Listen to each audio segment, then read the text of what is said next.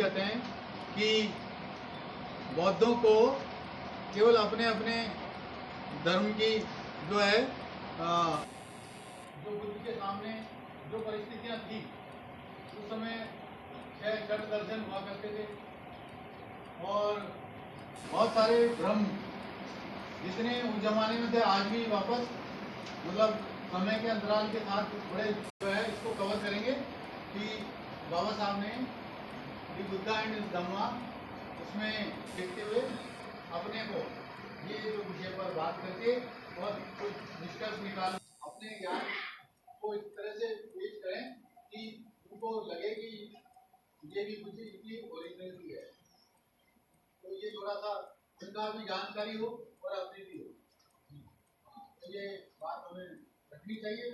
और अभी मैं आमंत्रित करता हूँ भाई पूजन वाची को और सभी धर्मों के जो तुलनात्मक अध्ययन है उस पर अपनी बात रखें। संतेषु असंतेषु मठे विनयमहि च तामो भविष्यति लोके सर्वे अथंगते यथा। ऐसा भगवान के वाणी में है कि जब बुद्ध के वचन नहीं रहते हैं और व्यक्ति सदाचरण के बिना जब सदाचरण खत्म हो जाता है तो इस संसार में अंधकार छा जाता है। जैसे सूर्य के सामने जब ग्रहण होते हैं तो अंधकार आ जाता है, ऐसे भी इस पृथ्वी भी अंधकार छा जाता है। तो ऐसी भगवान की जो है वाणी है। आज का जो विषय है वो है बहुत ही विस्तारित विषय है, जिसमें मेरी जो समझ में जो है मेरी जो जानकारी है वो बिल्कुल एक है ना कि छोटी दिया से न तो जाता हूँ न विधि देता हूँ, लेकिन जो मैं अपने तरीके से और अपनी जानकारी से जो जानकारी जो इकट्ठी की है वो मैं आपके सामने रखूंगा धर्मों को लेकर के, क्योंकि मुझे एक धर्म के बारे में कोई विस्तार से वाली बात नहीं होकर के सभी धर्मों का तुलनात्मक जो है अध्ययन मैं आपके सामने प्रस्तुत कर रहा हूँ। वो है इस प्रकार है।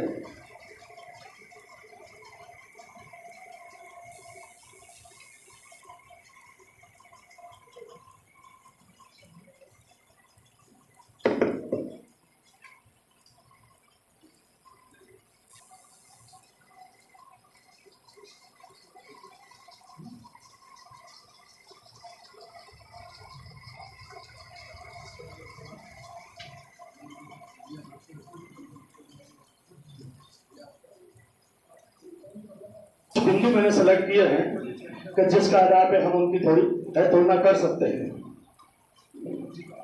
तो सबसे पहले इन्होंने इनका जो प्रचलित नाम है ये कहने लगे सनातन धर्म है। नंबर 2 है इस्लाम धर्म, जिसको हम एक मुस्लिम धर्म कहते हैं, और तीसरा है सिख धर्म,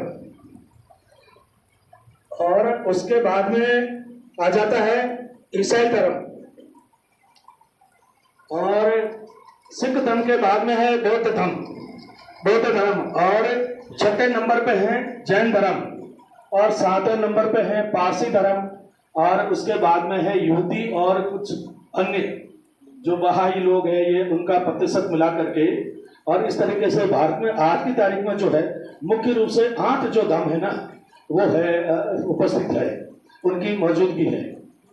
और हम उनको पॉपुलेशन की दृष्टि से अगर देखें तो भारत में जो जनगणना है जो 2011 की, उसके अनुसार हम देखें तो 79.8% तो हिंदू पॉपुलेशन है, और इस्लाम धर्म की पॉपुलेशन 14.2% है, और ईसाई धर्म की पॉपुलेशन 2.3% है, और सिख धर्म की जो पॉपुलेशन है वो 1.7% है, और बौद्ध धर्म की अगर पॉपुलेशन अगर देखें तो 0.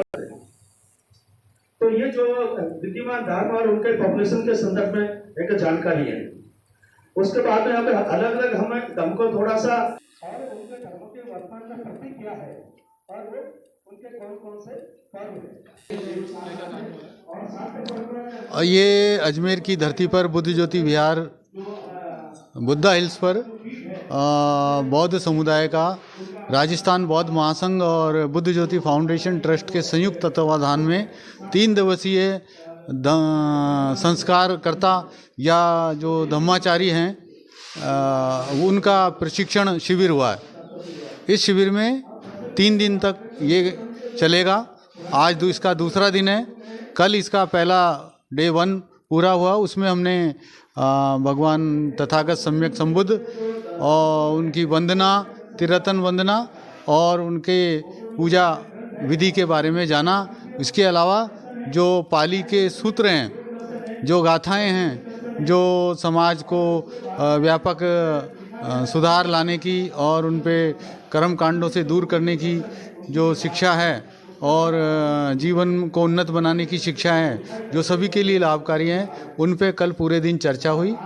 और आज ये दूसरे दिन जो है यहाँ पर बौद्धों की जो कहना चाहिए संस्कार विधि है या उनकी जीवनचर्या है या मंगल पद्धति है, जो कार्य जीवन जीने का मंगल कार्य करने की पद्धति है, उनको करने का सिखाया गया। इसमें 14 संस्कार इनको सिखाए गए और उनका प्रशिक्षण दिया गया। उनको वाचन करना सिखाया गया और अलग अलग कारणों से भगवान बुद्ध ने जो सूत्र दिए दुख मुक्ति के, उनको समझाया गया। ये हर साल होगा।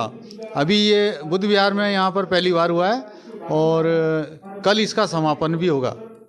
परीक्षा, लिखित परीक्षा के बाद इनको प्रमाण पत्र दिए जाएंगे सभी को और इनको फिर समाज में जो है धम्म प्रचार प्रसार के लिए भेजा जाएगा।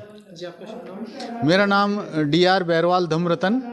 मैं बुद्ध ज्योति विहार अजमेर का फाउंडर और मेरे साथ ये 2 ट्रस्टी हैं, ताराचंद जी और हमारे दीनदयाल जी, बुद्ध विहार के पूर्व अध्यक्ष। पूरे विश्व में जो बौद्धिस्ट हैं उनके लिए क्या मैसेज देना चाहिए? जी, आपका बहुत बढ़िया सवाल है। और बाबा साहब बोधिसत्व डॉक्टर अंबेडकर जी के बुद्ध धर्म ग्रहण करने के बाद अब भारत में पुनः बौद्ध धर्म की बहार चली है। तो मेरा जो बौद्ध हैं, जो अभी आ रहे हैं इस धारा में, जो समतामूलक समाज को बनाना चाहते हैं और देश में शांति और भाईचारा चाहते हैं और घृणा का माहौल ख़त्म करना चाहते हैं, वो चाहिए कि उनको ये धम्म प्रचारक तैयार करें। जो जिस प्रकार का शिविर हमने किया है, इस प्रकार से वो जो धम्मचारी तैयार हों, वो घर घर जाकर शांति का संदेश दें और समाज में समता स्थापित हो, इसके लिए प्रयास करें। ये भारत के जो नव बौद्ध आ रहे हैं, उनसे मेरा यही गुजारिश। सबका मंगल हो।